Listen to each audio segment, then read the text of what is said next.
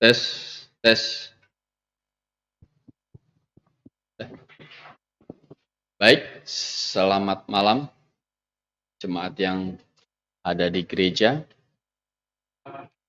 dan juga yang eh, tidak bisa datang dan bergabung di Google Meet. Mungkin juga ada yang mengikuti via Facebook. Selamat malam.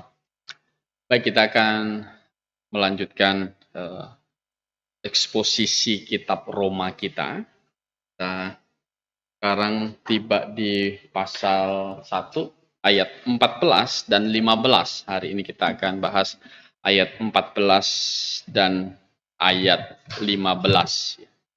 Roma pasal 1 ayat 14 dan 15. Dan kita pakai waktu antara 30 sampai 40 menit ke depan untuk membahas bagian firman Tuhan ini. Dan nanti kalau ada pertanyaan silahkan disampaikan setelah pembahasan kita selesai. Mari kita mulai, kita berdoa terlebih dahulu. Kita tundukkan kepala, kita berdoa. Tuhan, pimpin kami. Kembali kami hadir dalam pertemuan jemaat yang sudah kami sepakati, Tuhan. Kami belajar firman-Mu juga. Oh, pimpin kami, Tuhan. Dalam kami membahas firman-Mu. Karena kami tahu penulis dari firman-Mu adalah orang-orang yang diilhamkan. Engkau Roh Kudus ya mendorong mereka untuk menulis sehingga kami tahu firman-Mu tidak pernah salah dan Engkau memeliharanya bagi kami. Terima kasih Tuhan, kami akan mendalaminya, mempelajarinya agar kami makin memahami firman-Mu dengan baik. Agar kami lebih mengasihi-Mu juga. Dan tentu kami mengasihi-Mu dengan tepat sesuai dengan yang Engkau ingin. Terima kasih dalam nama Tuhan Yesus kami berdoa. Amin. Ya, Roma pasal 1 ayat 14 saya akan membaca. Paulus berkata, "Aku berhutang baik kepada orang Yunani maupun kepada orang bukan Yunani, baik kepada orang terpelajar maupun kepada orang yang tidak terpelajar." Dia tidak berkata aku berhutang kepada orang Yahudi di sini. Jadi kepada orang Yunani maupun kepada orang bukan Yunani. Ini salah teks apa gimana?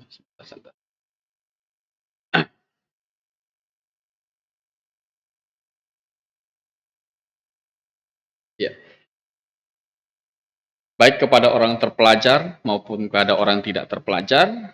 Ayat 15, itulah sebabnya aku ingin untuk memberitakan Injil kepada kamu juga yang diam di Roma.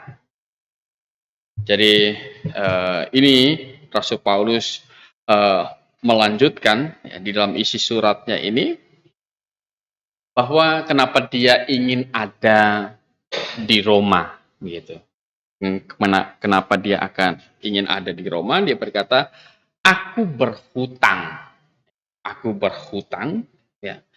Dan di ayat 15 itu dijelaskan dia hutang apa? Katanya dia hutang untuk memberitakan Injil. Gitu. Jadi dia hutang untuk memberitakan Injil atau Injil menyatakan kabar baik. Karena Injil adalah kabar baik dan tentu Injil yang dimaksud adalah Injil Allah, Injil tentang Yesus Kristus seperti itu. Jadi kabar baik tentang keselamatan di dalam Yesus Kristus. Rasul Paulus sendiri adalah alat pilihan Tuhan. Tuhan berkata demikian. Dia diberi tugas khusus. Ya, kalau kita membaca kisah para rasul, Kisah Para Rasul pasal 9, ini perkataan Tuhan kepada Ananias tentang Rasul Paulus. Kisah Rasul pasal 9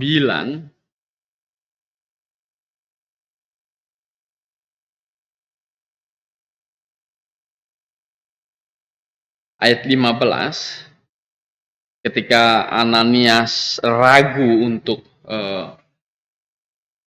membaptis Saulus seperti itu, Tuhan berkata kepadanya ayat 15, tetapi firman Tuhan kepadanya, pergilah, sebab orang ini adalah alat pilihan bagiku untuk memberitakan namaku kepada bangsa-bangsa lain serta raja-raja dan orang-orang apa? Orang-orang Israel. Jadi tugas utama Paulus itu adalah kepada bangsa-bangsa lain. Gitu.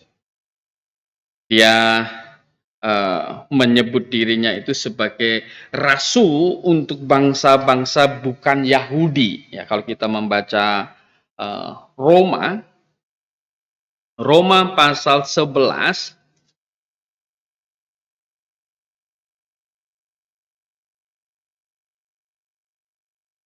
Roma pasal 11 ayat 13,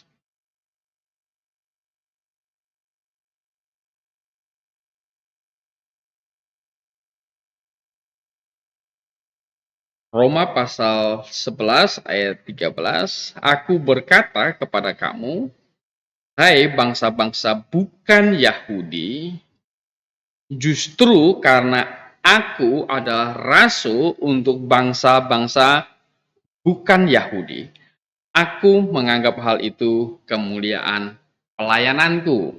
Gitu. Dan kepada Timotius dia menyatakan di 1 Timotius pasal 2, 1 Timotius pasal 2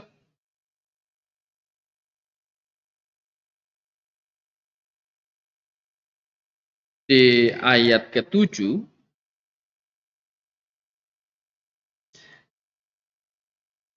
untuk kesaksian itulah aku telah ditetapkan sebagai pemberita dan rasul. Yang kukatakan ini benar, aku tidak berdusta. Dan sebagai pengajar orang-orang bukan Yahudi dalam iman dan apa? Kebenaran. Pengajar orang-orang bukan Yahudi gitu. Jadi maka Rasul Paulus berkata, aku berhutang kepada orang apa? Yunani gitu. Dia berhutang kepada orang Yunani.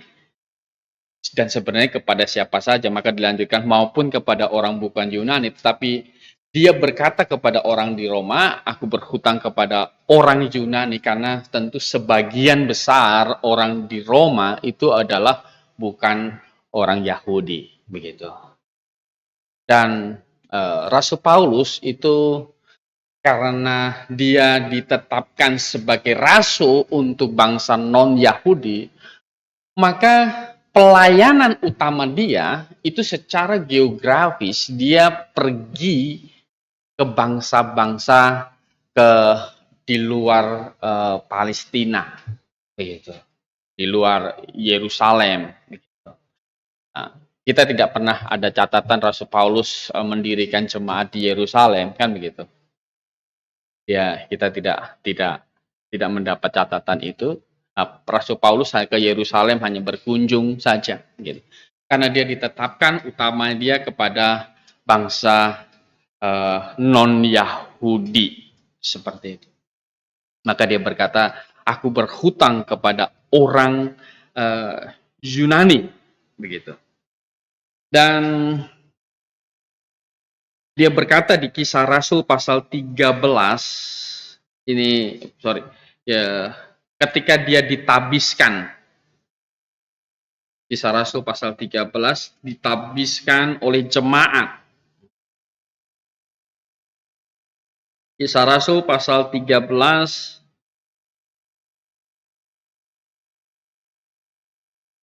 ayat 2. Pada suatu hari ketika mereka beribadah kepada Tuhan dan berpuasa dan berkatalah Roh Kudus. Jadi berkatalah Roh Kudus, khususkanlah Barnabas dan Saulus, ini Paulus, bagiku untuk tugas yang telah kutentukan bagi apa? Bagi mereka. Jadi utama mereka itu kepada bangsa non-Yahudi. Maka kita mendapatkan Korintus, dia pergi ke Korintus, dia pergi ke Efesus, seperti itu, bangsa-bangsa daerah-daerah non-Yahudi, begitu. Dan tanggung jawab ini yang membuat Paulus ini sangat berhasrat ya, untuk ada di Roma. Di situ adalah pusat pemerintahan dunia pada waktu itu. Jadi kalau dia secara strategis, kalau dia bisa sampai di Roma, maka segala bangsa ada di situ. Dan tanggung jawab dia sebagai rasul untuk non-Yahudi itu bisa tercapai kalau dia tiba di Roma. Karena segala bangsa ada di situ. Gitu. Di ayat 15 ini, di bahasa Indonesia, itulah sebabnya aku ingin untuk memberitakan ke Roma, kalau di KJV itu adalah so as much as in me is. Jadi sebanyak yang ada padaku. Gitu. Jadi sebanyak yang ada padaku, artinya segenap kekuatanku, dia mau ada di Roma. Jadi dia mengusahakan, dia pokoknya sekuat dia, dia mengusahakan ada di Roma. Itu keinginan dia yang begitu besar untuk ada di Roma, karena rasa hutang ini, seperti itu. Ya, rasa hutang ini. Dan bagi kita, orang yang sudah diselamatkan, anggota jemaat, maka sebenarnya hasrat untuk membayar hutang ini harusnya tetap ada pada diri kita. Tentu tanggung jawab kita tidak sebesar Rasul Paulus. Kita tidak dipilih sebagai rasul, tidak ditentukan sebagai rasul untuk bangsa non-Yahudi. Tetapi kalau kita melihat amanat agung Tuhan Yesus, di Matius pasal 28 itu, ayat 19, pergilah, dia berkata kepada jemaat pada waktu itu, jemaat awal kan 11 murid itu.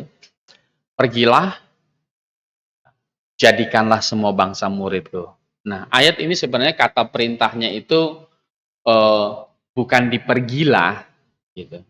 Tetapi jadikanlah semua bangsa muridku, itu perintahnya. Jadi ayat itu sebenarnya kemanapun kamu pergi, jadikanlah semua bangsa apa? Muridku. Jadi kemanapun kamu pergi, jadikanlah semua bangsa muridku. Kalau kita punya persepsi bahwa yang menginjil itu harus yang hanya menjabat penginjil, atau orang yang sudah ditabiskan jadi gembala atau pejabat gereja saja, itu tentu konsep yang salah. Memberitakan Injil, setelah kita diselamatkan, kita berhutang kepada mereka di sekitar kita. Jadi orang-orang di sekitar kita itu adalah tanggung jawab kita. Tentu kita tidak bertanggung jawab untuk nenek moyang kita, kan gitu. Kita tidak bertanggung jawab menginjili nenek moyang kita, itu tentu tidak bisa. Gitu. Yang di atas kita mungkin orang tua kita, gitu kan, mungkin kakek kita yang masih ada. sejajar dengan kita, mungkin saudara kita, sepupu kita, begitu. Kita punya tanggung jawab untuk memberitakan Injil kepada mereka. Hasrat itu akan kuat kalau kita menaruh hal ini sebagai hutang kita. Kalau kita berhutang sesuatu, hutang kepada orang,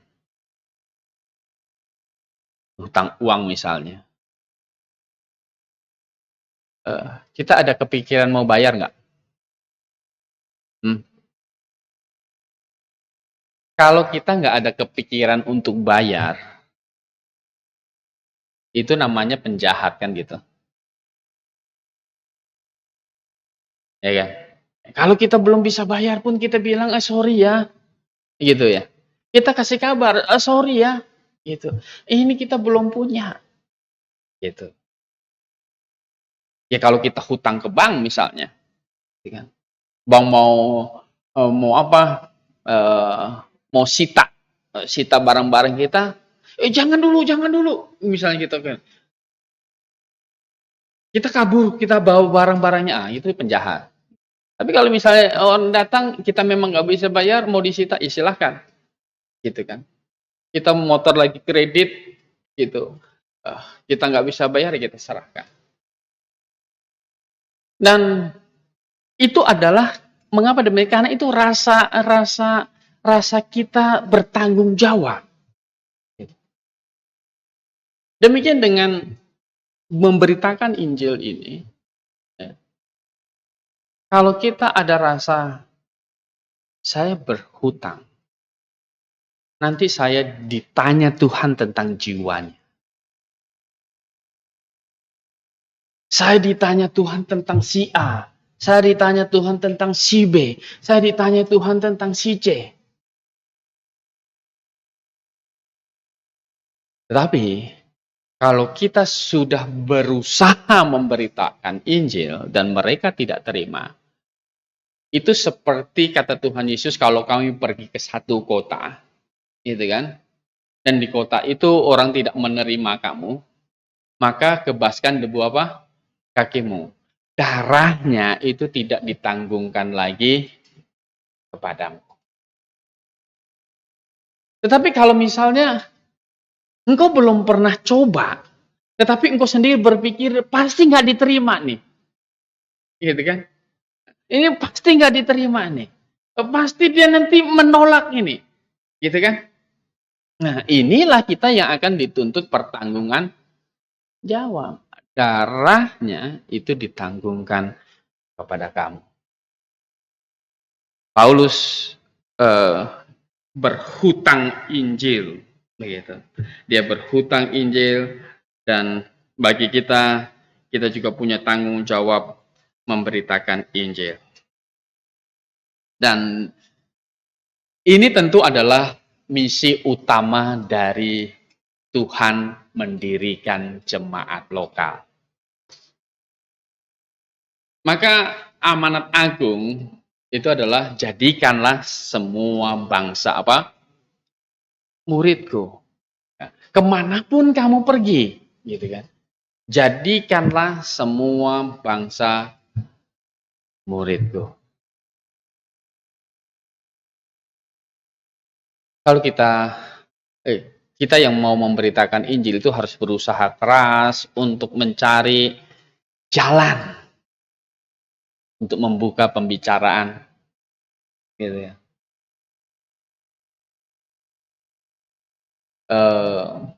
Dulu saya waktu sekolah teologi saya diajar satu misioneri, sudah almarhum, Pak James Daly. Dia menceritakan bagaimana masa muda dia, gitu, sebelum dia jadi misioneri, begitu. Ketika dia masih bekerja, dia sengaja taruh di meja dia itu satu tulisan begini, Jesus is coming again. Maksudnya apa? Maksudnya adalah supaya rekan-rekan kerja dia itu ada keinginan untuk tanya. Gitu. Misalnya dia teman-temannya mau tanya, benar nggak kapan Yesus datang? Ah, itu kesempatan bagi dia.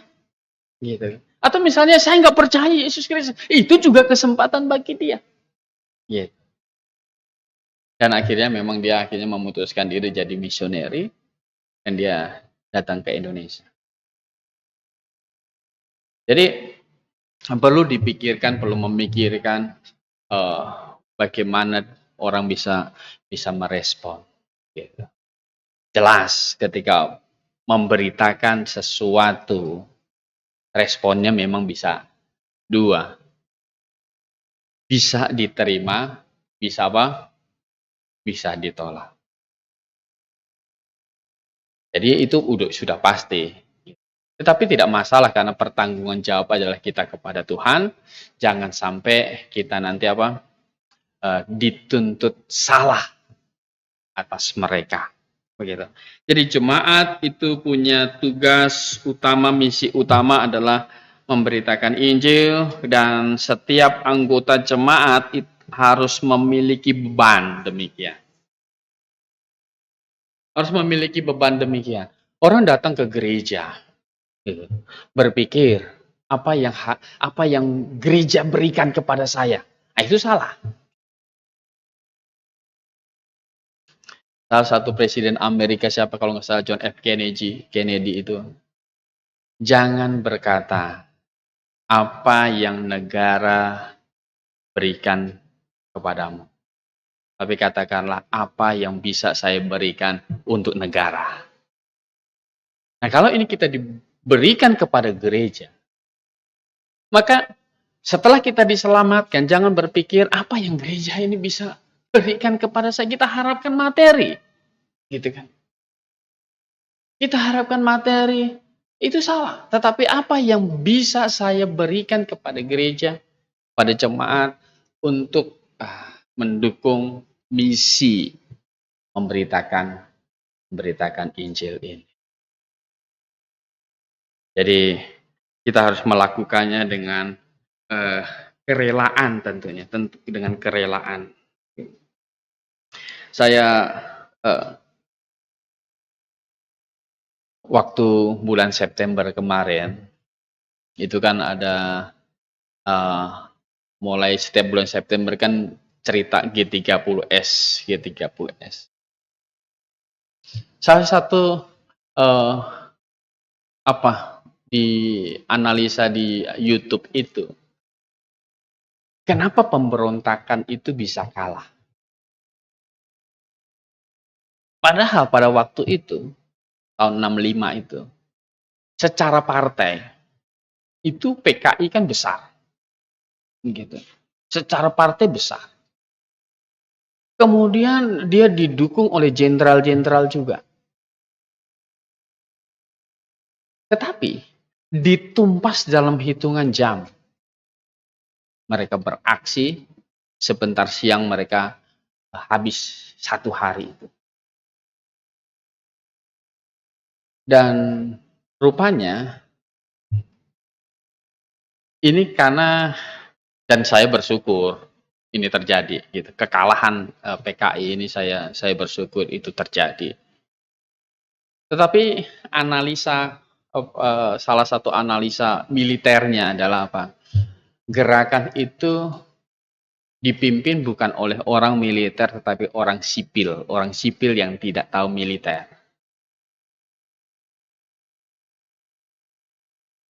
Jadi pasukan, katanya, pasukan yang dipanggil dari Jawa Tengah dan Jawa Timur untuk mengamankan Jakarta, untuk persiapan kudeta pada waktu itu. Mereka semua pasukan ini sudah ada di Monas. Sudah standby di situ. Tetapi pasukan ini hari itu, dari pagi, pasukan yang berkumpul di Monas ini, itu tidak dikasih makan. Bisa bayangkan. Gitu. Mereka berkumpul dari pagi. Itu tidak dikasih makan. Ya, jadi maka dalam analisa itu pemberontakan itu kalah karena kekurangan nasi bungkus, gitu kan. Ada puji Tuhan lah, gitu kan. Nah, puji Tuhan, gitu kan. Akhirnya dikalahkan gara-gara tidak ada logistik, gitu kan. Kita senang berita itu kalah, gitu kan. PKI kalah kita senang, gitu kan. Walaupun kesannya lucu, kekurangan nasi bungkus, gitu kan. Maka waktu itu Maijen Soeharto datang ke Monas, gitu, tawarkan bergabung lagi ke Kostrad. Mereka karena nggak dikasih makan, mereka balik, mereka bergabung. Benar, analisa itu kalah karena kekurangan nasi bungkus. Gitu. Kita senang, mereka kalah. Pancasila tetap terjaga. Kesaktian Pancasila. Dan tetapi kalau ini jemaat kalah, pemberitaan Injil kalah karena kekurangan logistik. Itu yang apa? Itu menyedihkan kita. Benar nggak? Nah, itu menyedihkan kita. Dan ini jangan sampai terjadi. Seperti itu. Jadi, ya. Karena di dalam setiap peperangan itu pasti membutuhkan logistik tentunya. Dan maka penting sekali sistem penggajian di dalam jemaat lokal itu sangat menentukan kemajuan pemberitaan Injil. Begitu. Ya. Dan Alkitab berkata bahwa kita ini juga berhutang bukan kepada daging. Kalau kita membaca Roma pasal 8, coba kita membaca Roma pasal 8 ayat 12 dan 13.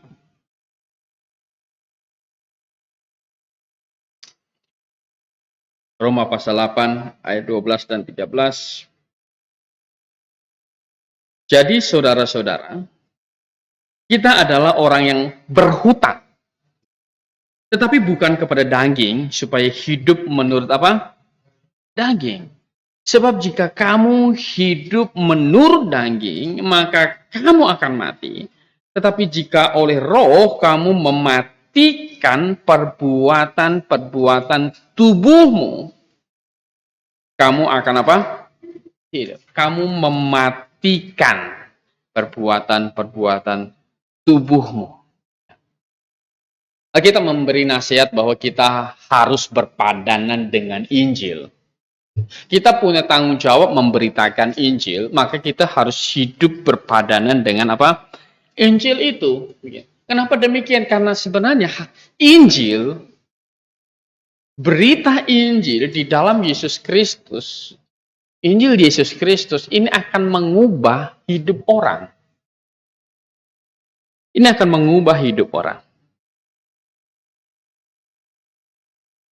Dan ini adalah salah satu faktor bukti seseorang lahir baru atau tidak. Iblis itu dikatakan juga percaya Allah, kan gitu. Kalau hanya sekedar percaya Allah, Yakobus berkata iblis pun apa?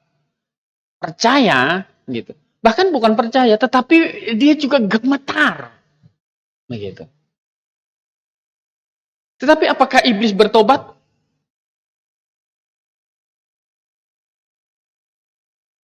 Apakah dia kemudian bertobat? Tidak. Sepanjang dia ada, gitu, keinginannya adalah tetap berperang dengan apa? Dengan Allah. Gitu. Maka di samping dia disebut iblis, Alkitab juga menyebut dia sebagai Satan atau setan.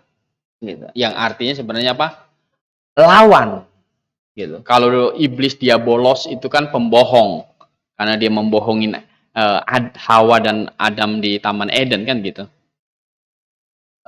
Dia lawan Allah terus dari sejak dia jatuh waktu dia di surga sampai dia dijatuhkan ke bumi. Dia melawan Allah terus, dia melawan program Allah terus. Walaupun dia tahu, dia percaya Allah itu ada. Allah berkuasa, dia percaya. Tetapi tidak mengubah dia. Dan siapapun yang mengaku percaya Injil, percaya Yesus Kristus, tetapi hidupnya tidak berubah, dia tidak lahir baru. Dia tidak mungkin lahir baru. Dan tentu kita sebagai orang yang cinta kebenaran, kita bisa menilai ini sebagai alat uji kita, ini lahir baru atau tidak. Berubah atau tidak. Dan tentu kita yang cinta kebenaran, kita harus menilai terlebih kalau kita jemaat, begitu. Kita menilai orang yang menggembalakan kita itu lahir baru atau tidak, itu harus kita nilai. Harus kita nilai. Ada satu yang berkhotbah, pendeta pertama yang masuk neraka. Dia sebutkan namanya Yudas katanya. Jadi Yudas itu katanya pendeta pertama masuk neraka.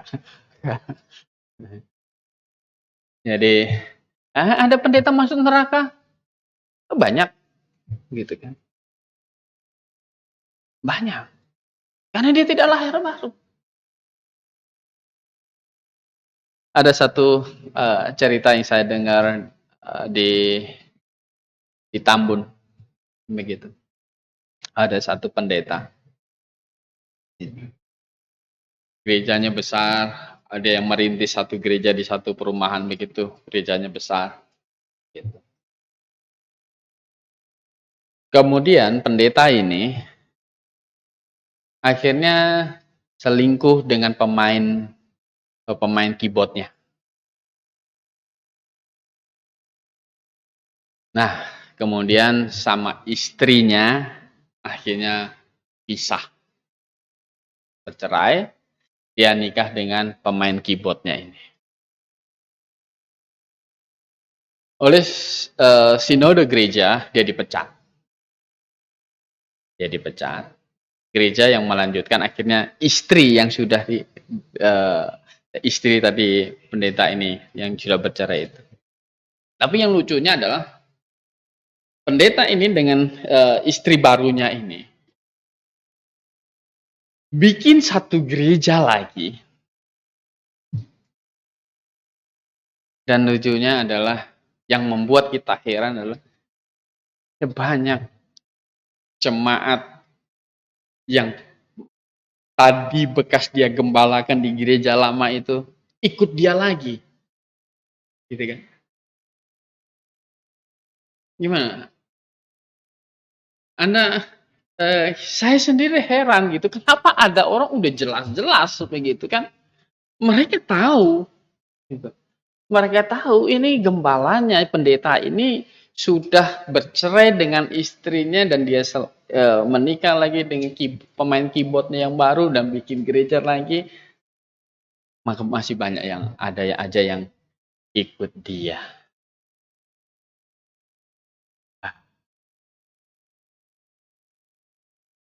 Orang melihatnya dia kudus.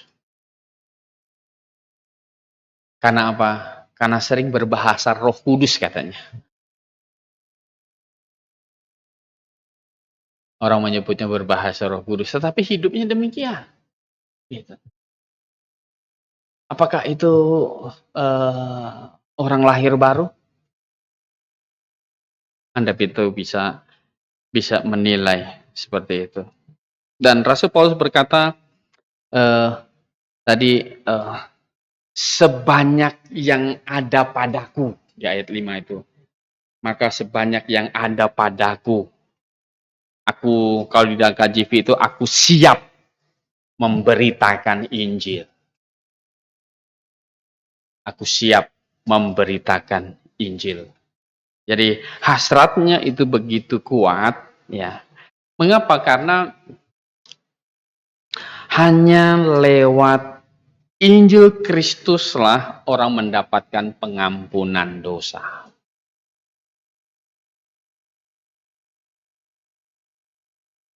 Kisah Rasul pasal 26, dia memberi kesaksian.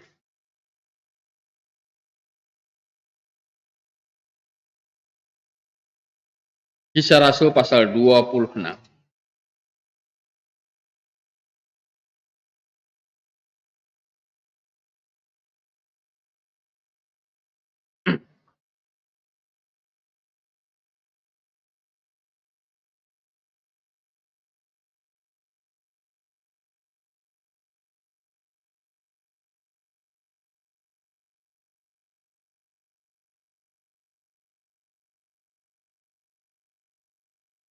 Di ayat 16 sampai dengan 18, ya, Paulus memberi kesaksian tentang panggilan dia.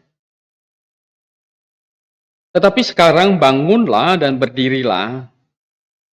Aku menampakkan diri kepadamu untuk menetapkan engkau menjadi pelayan dan saksi tentang segala sesuatu yang telah kau lihat daripadaku dan tentang apa yang akan kuperlihatkan kepadamu nanti. Ayat 17. Aku, ini Tuhan, aku akan mengasingkan engkau, Paulus, dari bangsa ini dan dari bangsa-bangsa lain, dan aku akan mengutus engkau kepada mereka. Ayat 18, untuk membuka mata mereka, supaya mereka apa? Berbalik dari kegelapan kepada terang, dan dari kuasa iblis kepada Allah, supaya mereka oleh iman mereka kepadaku memperoleh apa? Pengampunan dosa. Jadi perhatikan di sini, supaya mereka oleh iman mereka kepadaku memperoleh pengampunan dosa. Jadi pengampunan dosa hanya iman di dalam Yesus Kristus. Itu dapat pengampunan dosa. Tidak ada di tempat lain. Tidak ada di tempat lain. Jadi Billy Graham itu berubah pandangannya ketika dia berpikir, ditanya apa menurut dia jemaat itu, katanya. Jadi orang yang tidak beriman kepada Kristus itu juga akan selamat menurutnya. Mengapa? Karena mereka semuanya itu termasuk di dalam jemaat, di dalam tubuh Kristus, dia sebut ya, body of Christ, jadi tubuh Kristus gitu. Jadi yang termasuk anggota tubuh Kristus adalah mereka semua yang beragama. Jadi mereka semua yang beragama, berarti kalau beragama itu mengakui Allah di hati mereka. Itu termasuk ke dalam tubuh Kristus. Dan ini tentu pemahaman yang salah. Tubuh Kristus bukanlah semua orang beragama atau semua orang yang mengakui Allah ada Allah. Seperti saya katakan di atas, ya, iblis pun percaya ada Allah. Apakah iblis kemudian masuk bagian dari tubuh Kristus? Ya, tentu tidak. Tubuh Kristus, jemaat, itu adalah sekumpulan orang yang memiliki iman yang sama, mengakui iman yang sama di dalam Yesus Kristus, dan pernyataan imannya itu dibuktikan dengan pembaptisan tentu. Nah, itu tubuh Kristus begitu. Jadi Rasul Paulus berkata bahwa pengampunan dosa itu mereka peroleh itu dari iman kepada Yesus Kristus. Gitu. Karena hanya inilah syarat keselamatan dan tidak akan berubah. Maka Paulus tahu supaya dia bisa memenangkan banyak orang. Dia harus ada di mana? Dia harus ada di Roma. Gitu. Demikian kita hari ini. Yang perlu dan sangat urgent kita lakukan sebenarnya adalah memberitakan kabar baik tentang pengampunan dosa.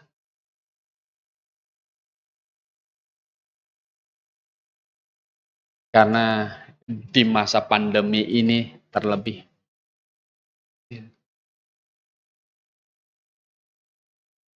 Pak Thomas baru cerita ke saya tadi barusan. Tetangga depannya meninggal. Hari ini ya Pak Thomas ya. Hari ini dikubur. Kemudian Bapak yang sewa tempat di Pak Thomas meninggal. Seminggu lalu itu baru kuburkan bapaknya di kampung, datang ke sini, ini meninggal. Bisa macam-macam.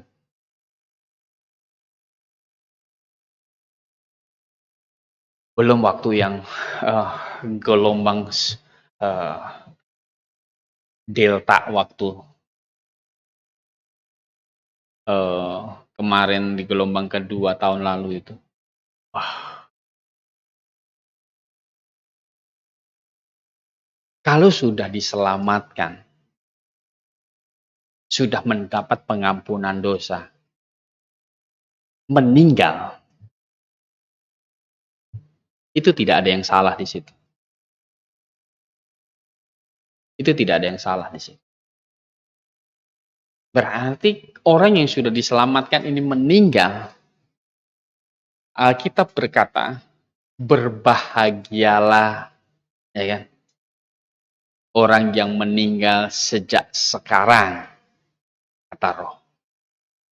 Wahyu pasal 14.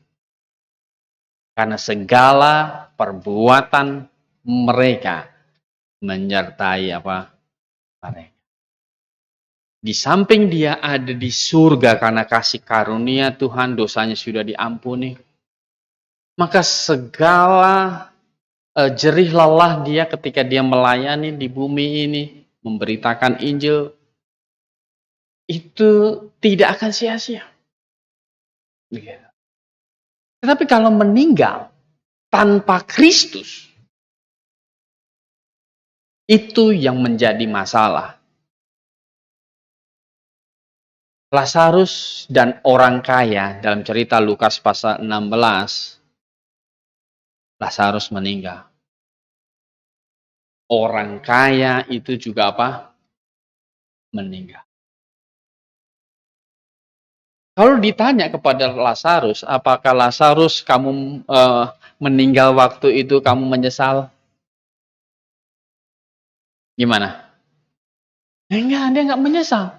Gitu kan. Bahkan kata Abraham bahwa Lazarus ini mendapat kebahagiaan sekali. Tetapi kalau ditanya orang kaya itu, apakah engkau menyesal engkau meninggal?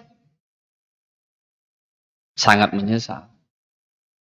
Dan yang penyesalan yang sangat membuat dia menyesal adalah bukan karena dia nggak bisa bawa hartanya. Yang membuat dia menyesal adalah dia meninggal tanpa pengampunan dosa.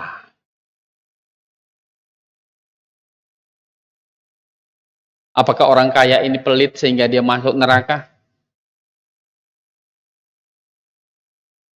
Gimana? Enggak. Gitu. Apakah orang kaya ini jahat? Gitu. Tidak tentunya. Maka kalau orang kaya dibilang masuk neraka pada waktu itu, gitu kan. Itu murid-murid saja heran, gitu. Wah, kalau begitu pernah ada cerita kan orang kaya datang, orang muda kaya. Kalau begitu siapa ikan yang diselamatkan? Kata murid-murid. Gitu kan. Mengapa? Karena di persepsi pada waktu itu, ini orang bisa kaya karena diberkati Tuhan. Gitulah. Jadi mereka heran. Dan Bapak Ibu yang dikasih dalam Tuhan. Kenapa orang diberkati Tuhan? Ya karena banyak amalnya, baik gitu dan lain sebagainya. Orang bisa berpikir seperti itu. Tetapi dalam cerita Lazarus itu orang kaya itu masuk ke dalam tempat siksaan, dia tidak mendapat pengampunan dosa karena dia tidak memiliki iman di dalam Yesus Kristus. Demikian juga dengan kita, siapapun di atas kita, orang tua atau kakek kita,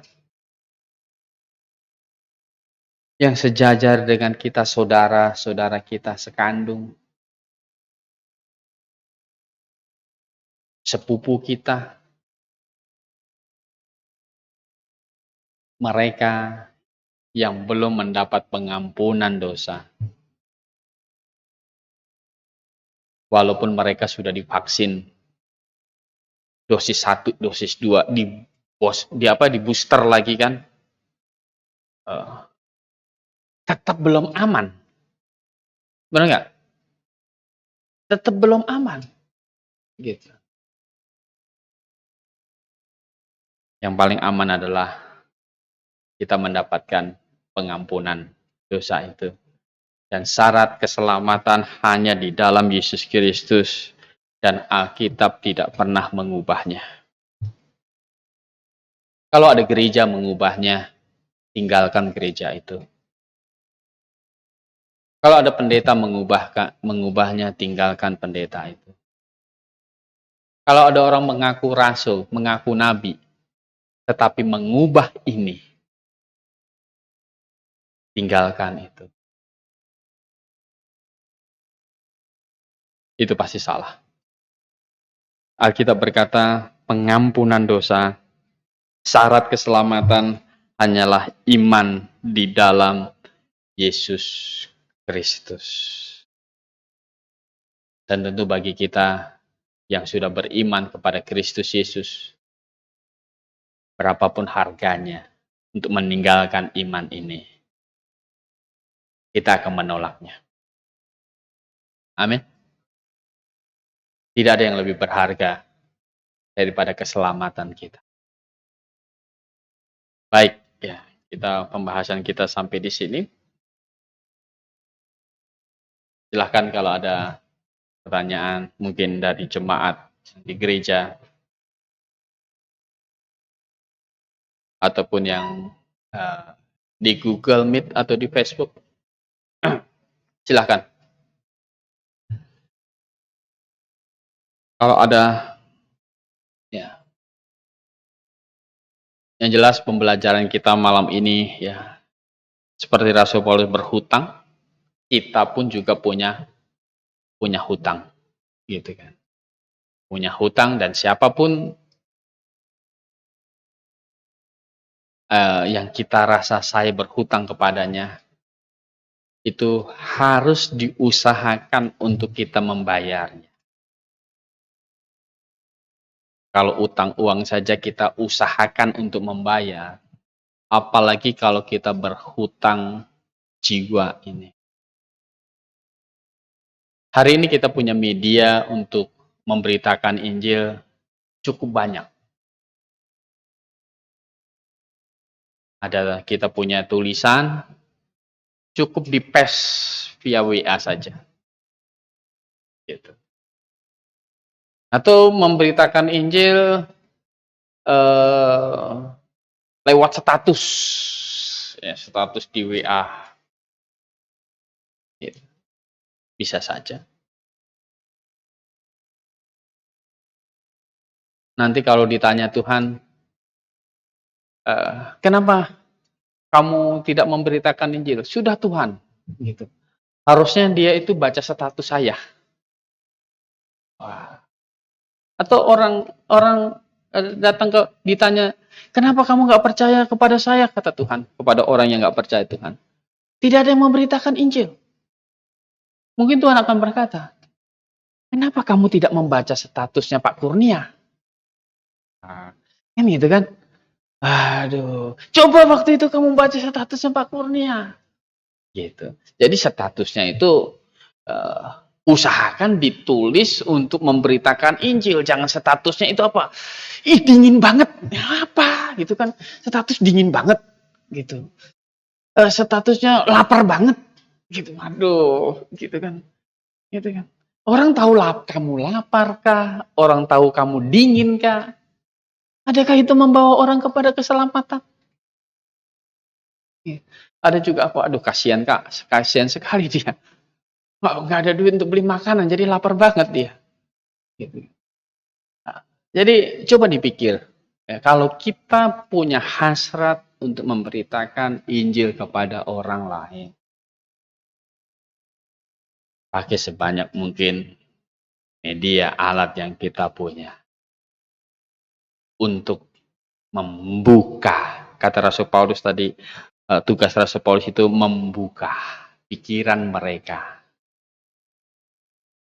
dari kegelapan kepada terang, dari iblis kepada apa? Kepada Allah. Berusaha membuka pikiran mereka. Begitu. Karena satu hari kita akan berdiri di bema Kristus dan mempertanggungjawabkan hidup setelah kita diselamatkan. Amin. Baik, ya kalau nggak ada pertanyaan tidak apa-apa. Kita tutup pembelajaran kita di dalam doa. Kita berdoa. Terima kasih Tuhan. Kami diingatkan oleh firman-Mu tentang misi utama jemaat. Dan ini menjadi misi kami sebagai anggota jemaat juga.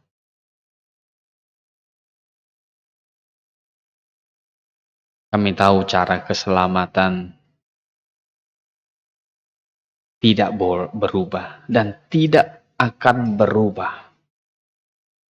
Firman-Mu sudah final bahwa syarat keselamatan adalah iman di dalam Yesus Kristus. Karena Yesus Kristus sudah menanggung dosa manusia, menyelesaikannya di atas kayu salib.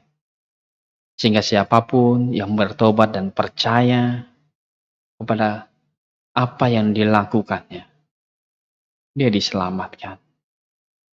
Dan hanya dengan ini, satu-satunya cara manusia mendapat pengampunan atas dosa-dosanya.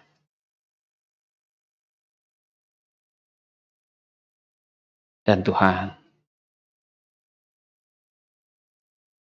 hasrat ini untuk memberitakan Injil, biarlah terus membara di hati kami selama kami ada. Biarlah kami dapat mengusahakan membuka pikiran orang dengan apa yang kami usahakan Tuhan. Tentu kiranya Engkau yang memberkati semua cara yang kami pakai untuk mencoba menuntun orang kepada kebenaran. Kami akan terus melakukannya karena kami tahu kami memiliki tanggung jawab demikian. Kami punya hutang memberitakan Injil. kepada generasi kami, kepada orang sejaman dengan kami. Kami punya hutang kepada mereka. Pimpin kami terus Tuhan. Biarlah kami dapat meneladani Rasul Paulus.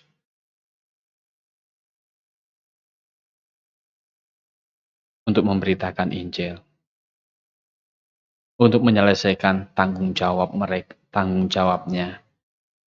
Beban yang Engkau berikan di pundaknya Tuhan. Terima kasih untuk malam ini. Kami boleh belajar firman-Mu. Dalam nama Tuhan Yesus kami berdoa. Baik, selamat malam dan Maranatha.